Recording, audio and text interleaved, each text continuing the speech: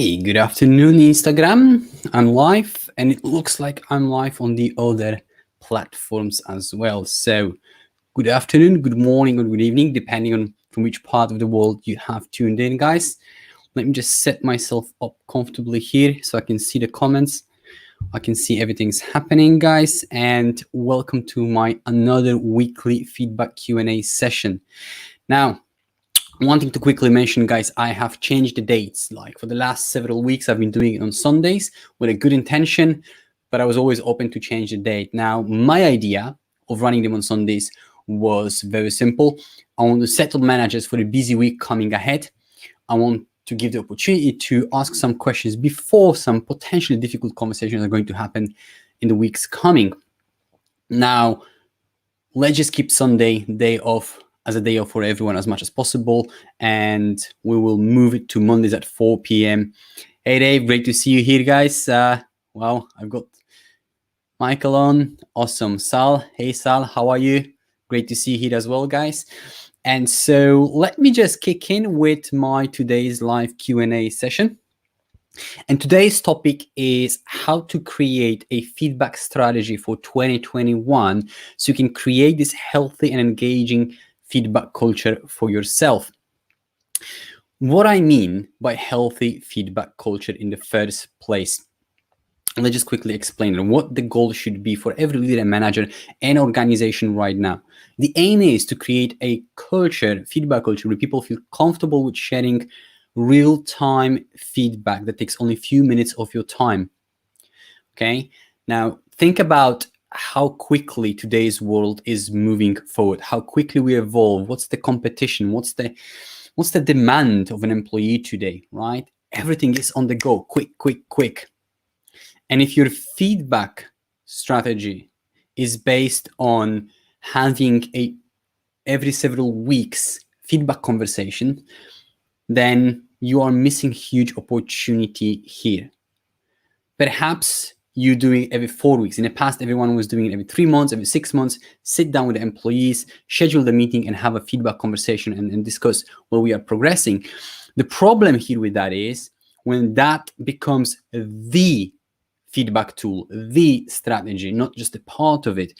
Because what we really are doing is we are keeping our employees in the dark place without any feedback whatsoever. I always like to refer back to sporting analogies and sporting examples. And imagine yourself what would happen if a football coach would sit down with his or her players every several games. Where would they be? We want that real-time feedback culture. So that's the goal that we have to work towards. So forget about periodical and focus on ad hoc in the real time, feedback conversation. Now, it makes instinctively sense, but how do we do that? How do we make sure that everyone around us feels comfortable with doing so?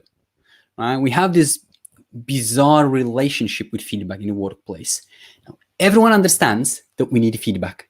We all want it, we all need it, we all have our goals, dreams, desires.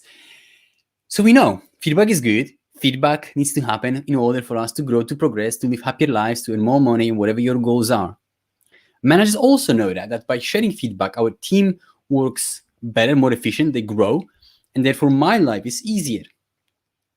Comes game time, when we deliver the feedback, everything just goes sideways because emotions entering a stage. And now feedback becomes really difficult. The question is, how do I share the feedback so I don't upset people?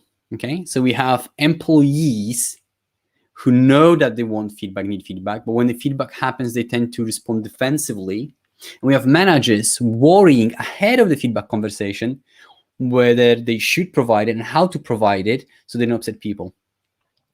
And if there is any feedback strategy, then most of them are not. The feedback training is focused on partial solution to that challenge. And that partial solution often is, how do I provide the feedback? How do I share the feedback with people? And that becomes the improvement process and the focus, which doesn't yield the results that we all want. Think about it that way. Working towards a healthy feedback culture It's like working towards having a healthy body. If you only focus your strategy, if you only focus on changing your nutrition habits, your how you eat, if that becomes your only focus, then the result won't be as quick and as lasting as you want. Sleeping, exercising is just as important. Mindset is another part of the process. So if you want to enjoy a healthy body, you can't just focus on how I eat. It's an important part, but it's not the only one. You need to focus on more things as well. In the feedback world, managers often obsessively focusing on how do I provide feedback better, and that is a part of your strategy and should be your focus, but not the only one. So for today's session, let's just park it away and agree that working on how we deliver the feedback is important, and we're going to work on that as well. But we need to do more than that. Now, when I think about how do we approach feedback challenges, in fact, how do we approach every feedback, every challenge for that matter, it reminds me the classic slow elevator problem. I'm not sure, guys, if you have heard the classic slow elevator problem. If yes, let me know in the comment section down below. If not, here's the classic slow elevator problem. Imagine yourself being an owner of a building, an office building, and your tenants are complaining that your elevator is quite slow. They can't just stand this way, it just takes too long, and you've got more and more complaints that may result in some of them breaking the lease and moving away from your office. My question to you is, how would you solve that problem? How would you approach this problem? The trap that we often fall into when we solve any problem is we are very quickly to spotting the first issue, what we think what the real problem is, and follow through with the solutions that are often more expensive, or even we are spending time fixing the wrong problem here. So with the slow elevator problem, the most obvious solution to that would be, well, if the elevator is slow, let's make it faster. And how do we make it faster? We can change the engine.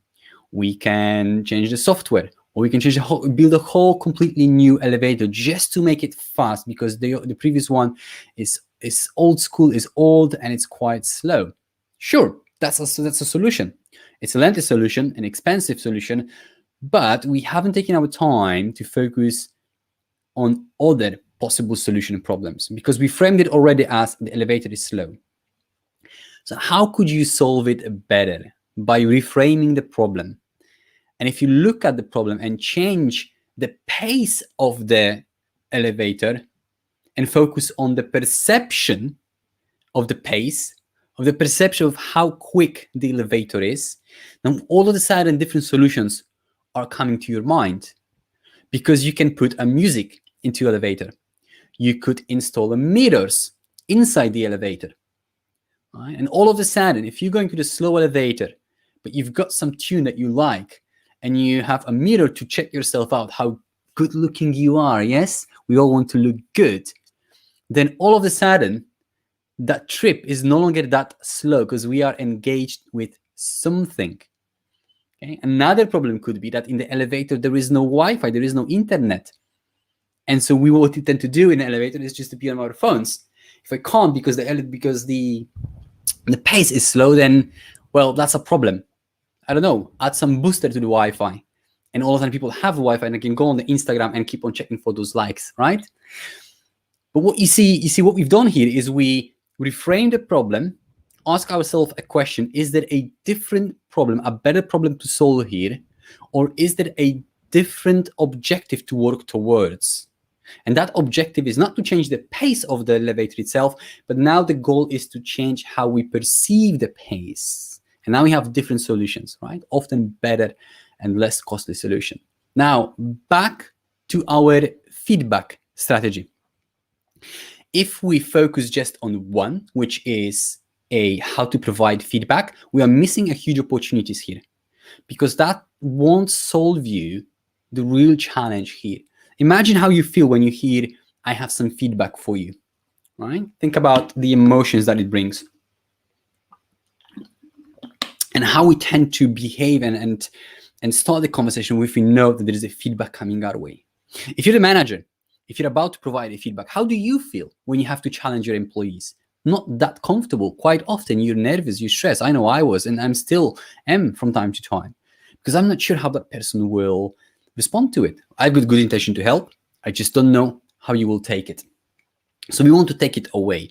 So what if you consider a different goals and objectives for your feedback culture for this year? What would that be? Well, what if your goal would be to change how we perceive the feedback versus, hey, let's just get better at providing feedback. Let's focus, how can we create a better feedback experience in our workplace? How can we change the negative perception of the feedback that we have? Or the goal could be, how can we make everyone feel comfortable around feedback conversation?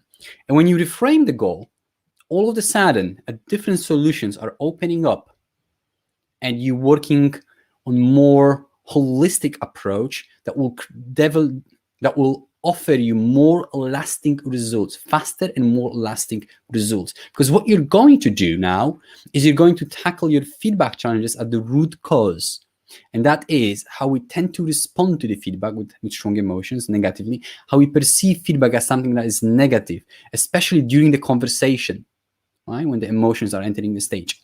So let's just focus on that.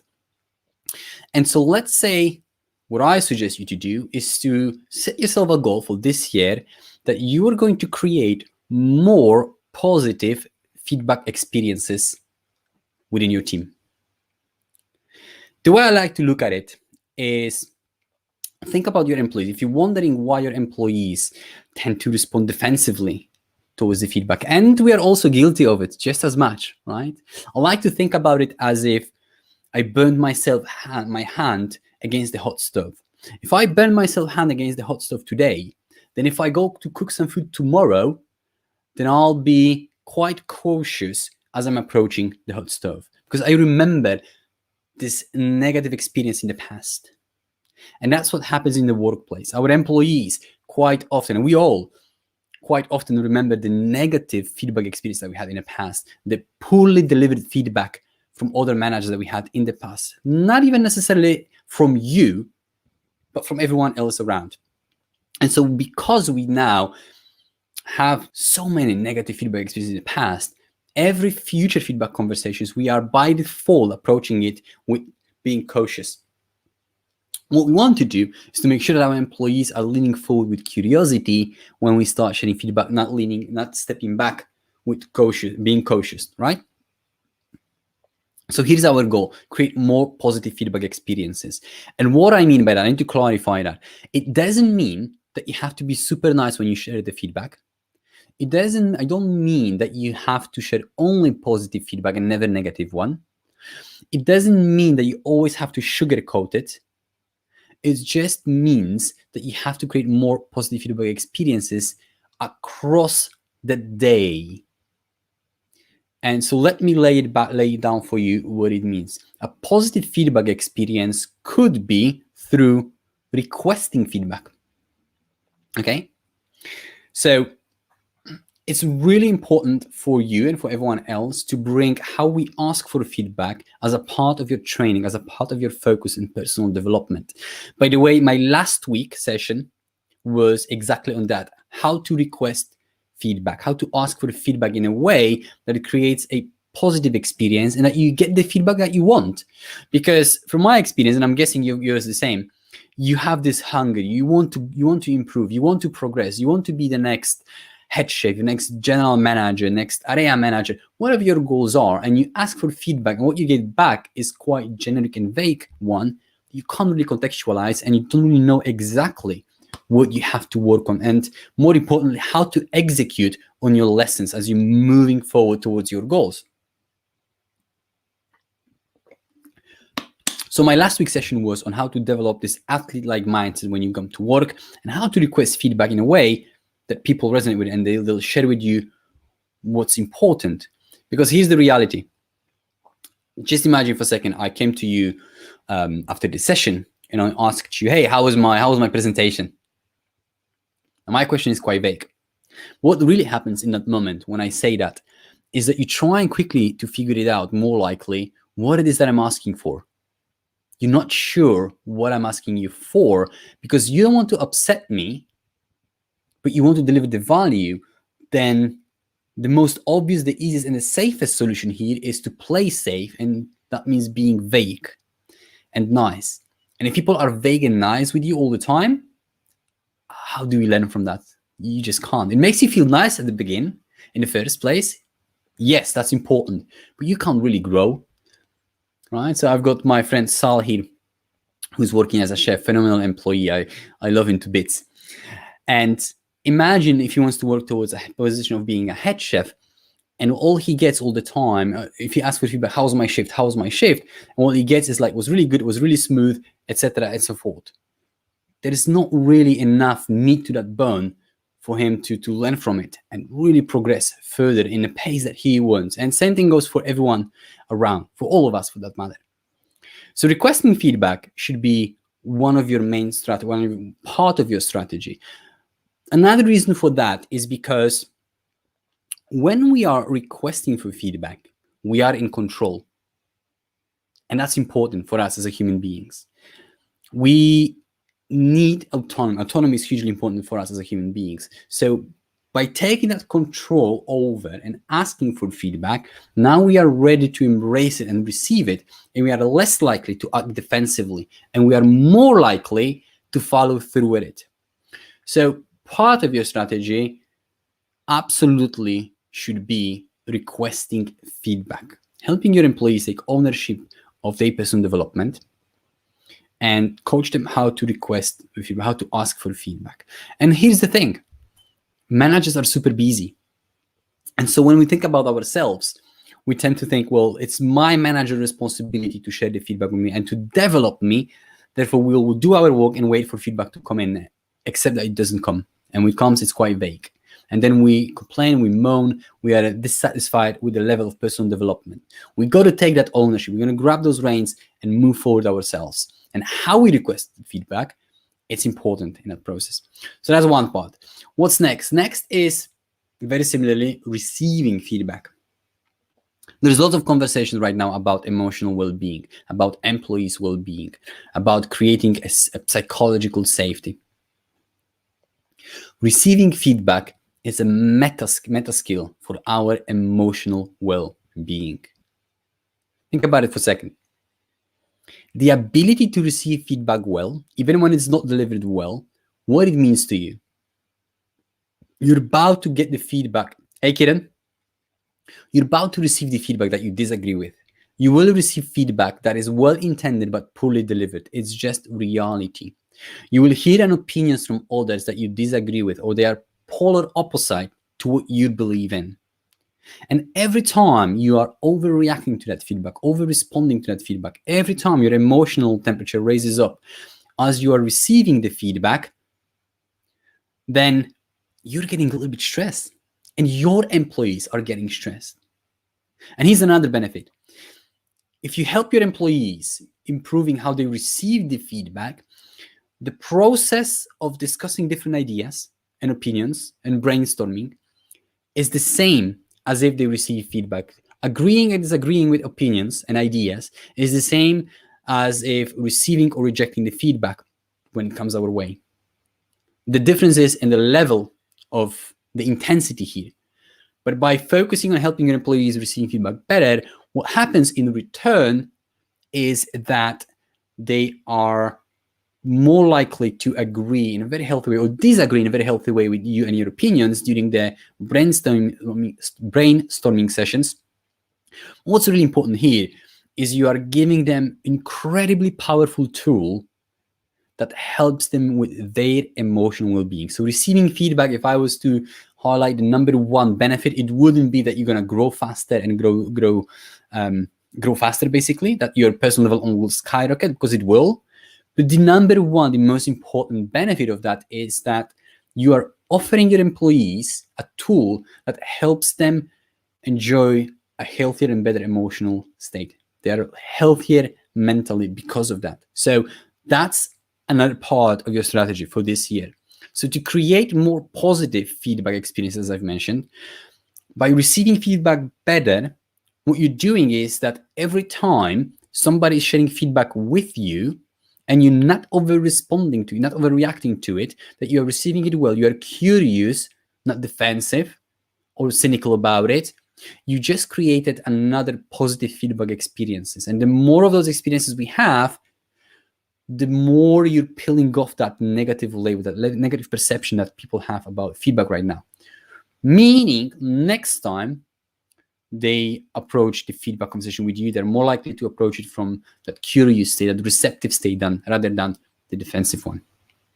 And every time you over-respond to feedback, the trust between you and another employee is being diminished. And if you happen to be the manager and an employee shares the feedback with you that you disagree and won't take very well, they won't share that with you again. And that's a shame, because you need more feedback in order to grow. And unfortunately, the higher we go, the feedback is less likely to happen from our peers and from our employees, right? We don't want that. You want to sustain, you want to feed that growth hunger that you have. So you need that feedback from your people. Receiving it better, even when it's not delivered well, is important. And here's another part. Just because feedback seems like has no value doesn't mean it's not there. It's just often hidden behind our emotional response to it. So our job is to dig through that and extract the value from that feedback. So receiving feedback is another part. And the last one, I consider the absolutely Jedi skill.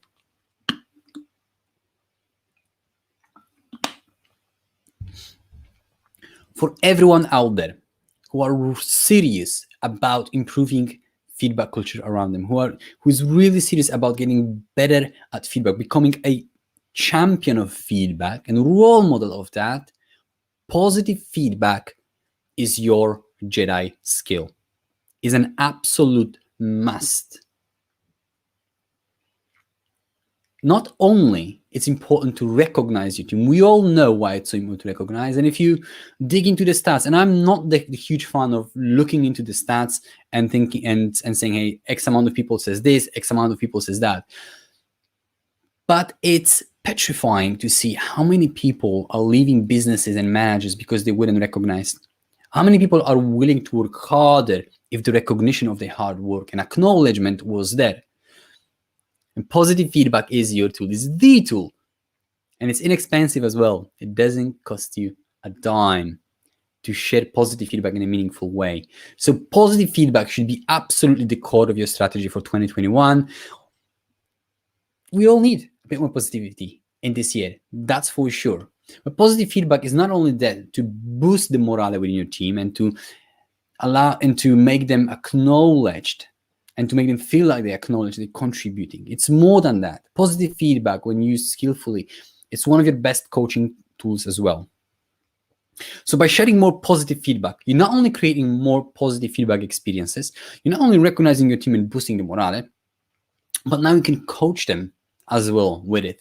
You can build a better relationship one-on-one with your team, which is also important. It's what you want. And positive feedback will do that for you. And there is even more benefits here, because if you blend now a positive feedback and requesting feedback, there is a way of combining the two in order to get your busy managers to mentor you, get your busy managers to help your development as well. Because let's face it, every manager is busy. We all are as managers. And so when we are an employee, we think, well, our manager is not offering us enough feedback because it's their job to provide it and develop us. But you are just as busy, and more likely your employees are feeling the same way, that you're not sharing enough feedback with them. Okay? So start using positive feedback, because it changes the whole perception of feedback in your workplace. It makes people feel appreciated, recognized, but also more comfortable around feedback experiences. So when there is a game time of delivering a challenging feedback, you've built a huge amount of trust already. Your intention is clear that you're there to support. So positive feedback is one of the modules that I'm going to have on my 8 weeks feedback program that I'm launching in several weeks, in 2 weeks, in fact. And I show there as well. I coach how to use positive feedback to request the feedback as well from your employees. how to use it as a coaching tool, right? So you pick up a behavior or two, and we're then going to coach your team around those behaviors by using positive feedback. It's genuinely, it's a Jedi skill. Like, there's lots of research out there and lots of advocacy for building your feedback culture from requesting feedback, starting there. And like I've mentioned, I agree with it. It's important, and it gives the control to employees. There's some neuroscience evidence as well that it creates a towards response, not away, meaning we don't see it as threatening as being on the receiving end of unsolicited feedback. And I totally agree. I don't disregard with that. I'm not saying requesting feedback isn't a valid part of your strategy, and I also spoke about it earlier on. But I think positive feedback is a lot more powerful because there are more benefits to it. Requesting feedback still requires us to break through that fear of asking for help, because that's how often requesting feedback feels like. Is that we are asking for help because we don't know something. So maybe it's better not to make everyone aware around me that I don't know something, that I'm not good at something, right? And we tend to avoid feedback conversations and avoid requesting it, just in case if my manager sees me as somebody who can't do the job. So I would say start with positive feedback. That's a number one skill set to have. Now, with all those three strategies that you have to add on top of the sharing feedback, one thing to keep in mind is that we got to think macro. And what I mean by that is, imagine that every manager and every employee used a little bit of requesting feedback, got a little bit better at receiving feedback, used more positive feedback a few times a day. What it creates on the whole theme structure, what does it mean to everyone around? How quickly now we start changing our perception and relationship with feedback from negative to positive, okay? So if each manager and each employee does a bit of each, or maybe one part of the management team is really good at positive feedback, and then employees are really good at requesting it, then combined, it really creates a great result. Just like I mentioned at the beginning, if you're working towards having a healthy body and you only focus on your nutrition habits and what you're eating, the process will be slower, right? If you add exercising, sleeping, mindset, now it's a completely different result, just like with your feedback culture. So don't think only about yourself. Think about if everyone around you contributed just a bit of that. How many more positive feedback experiences would that create? Tons. Another piece of advice that I have, which there is irony here, because I call myself a feedback coach. It's in my tagline. It's in my handle is F-word coach on Instagram. And I tend to use word feedback quite frequently. But my advice is stop using the word feedback in your workplace, right? I am a huge advocate of changing our language and communication in order to shift the mindset and shift the behavior. Small language changes have a huge impact on everyone around us and how we perceive things and view things, right? Politicians know that very well, right? Folks who are watching now and listening now and working in marketing, you understand it very well. How one word, copywriters, one word when you change it, what difference does it make? Why am I saying removing the word feedback from your vocabulary in the workplace? When we think about providing feedback, all of a sudden it becomes a structured conversation. All of a sudden it becomes a professional conversation with our employees. It tends to also indicate that I'm letting you know what I think and my job is done. But if you think about your conversations at home that you have, the people that you love the most and care the most about, are you going to your kid and you say, I've got some positive feedback for you, or constructive criticism for you, or negative feedback? We have a conversation, right? It's a conversation to help another person become the best version of themselves. So there is no need to say that you have some feedback. There is no need of mentioning, can I share some feedback with you? Right? There's no need even to change it into feed forward or reinventing new words. It's a conversation. Now, you may want to consider words and switch in between, such as, it's an observation, it's a thought, it's an idea, right? I'm curious about. This is what I observed. This is what I noticed. Whenever you can, stop using word feedback. At home, you don't use that. Why would we do it in the workplace? Just because we always done that way doesn't mean we have to. So it's a small piece of advice. Forget about the word feedback and don't make it part of your language. And the last piece of advice today, guys, would be in order to improve your feedback culture in your workplace, start from recruitment process. I call it a social contract. And what I mean by that is how do we make feedback intrinsically driven? How do we make feedback all about you as an individual, not just a manager employee, but human to human conversation? Last week I had a conversation with somebody who moves away from being a self-employed and because the business is booming into hiring more people. And your work around your feedback culture starts there. How are you setting up the boundaries? How are you setting up the expectations moving forward? How do you share feedback at the end of the interview process sets the tone? And for me, creating that social contract is about understanding another human being, who he or she is, where they go working towards, what are their goals, desires, and dreams, what intrinsically drives them, and then link the feedback in the future to that. And during the interview process, that's your really good opportunity to find out as much as possible about your employees. Now, that sounds obvious, right? That's what we do in the interview process.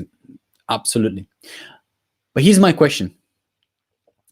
If you're the manager and you are not involved in the recruitment process in a way that your recruitment department is, for instance, or if you are the manager, one of the managers who's interviewing, but then other managers are not, how much of that in-depth, the information about the candidate and potential employee and the employee once you hire that person is being shared with everyone else, right? How do we share it in a way that it's not like he's good, he's conscientious, is driven, is that's very generic. It doesn't help me provide the feedback in the future. So you can set certain boundaries right at the beginning of that. You can find out a lot more about the person that will help you provide the feedback in the future.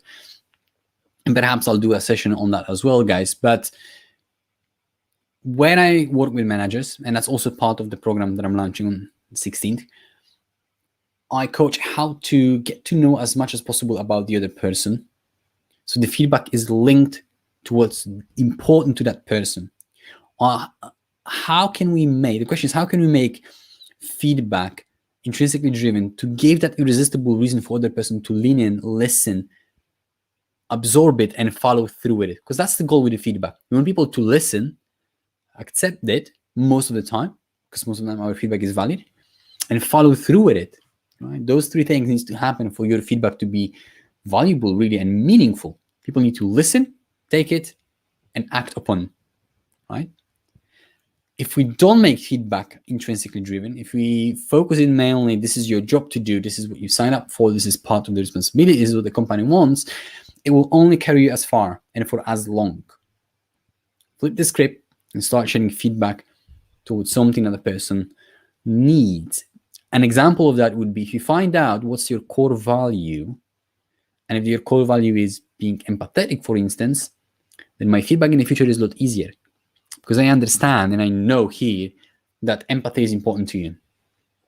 And if I share the feedback when you haven't behaved in the best possible way, rather than sharing it in a way that, hey, this is unprofessional, you shouldn't be behaving that way, this is unacceptable, we can't have that happening again, you can just go back to this conversation about empathy and just express your worrying that the person is walking away from their core value. And that's a completely different conversation now, right? So your recruitment process is where you really start working on your feedback culture. Right. So those are the points that I wanted to raise, guys, with you today. Feedback strategy for 2021. So let me quickly recap that, guys, for you. Is there a better problem to solve? Is there a different objective to work than improving how we provide the feedback?